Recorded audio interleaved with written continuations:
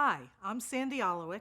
As a habits coach, I help people create new good habits and eliminate existing bad habits based on neuroscience.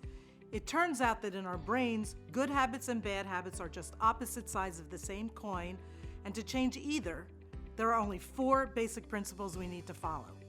It's a lot to put into 3 minutes, so I suggest for maximum value you watch this video once to the end to understand the science of habits, and then go back a second time with pen and paper in hand and apply the 4 principles to design a plan to create a good habit, eliminate a bad habit, or really go for it and do both. I'm going to use the example of improving your eating habits, specifically creating a good habit of eating more fruit and vegetables and eliminating a bad habit of eating too much sugary desserts.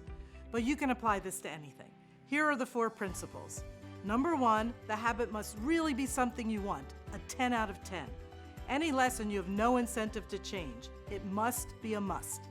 Number 2, the good habit must be easy to do and the bad habit must be hard to do. To stop eating desserts, the best thing you can do is remove them entirely from your house. So that if you want them, you have to get in your car and drive. Odds are that most of the time you won't do that.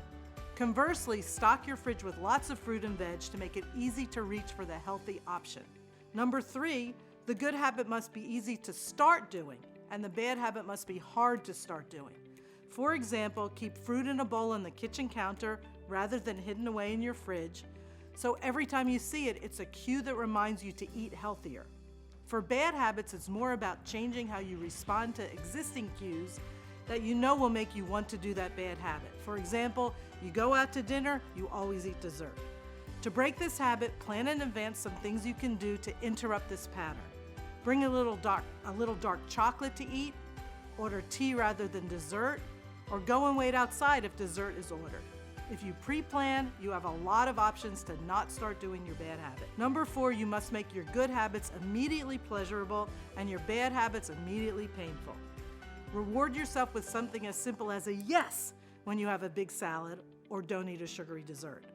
And create penalties for yourself when you do indulge in your bad habit by doing something you don't want to do, such as a monetary penalty or an extra 5 minutes on your exercise bike, or by not doing something that you do want to do. These 4 principles are based on brain science and we know they work.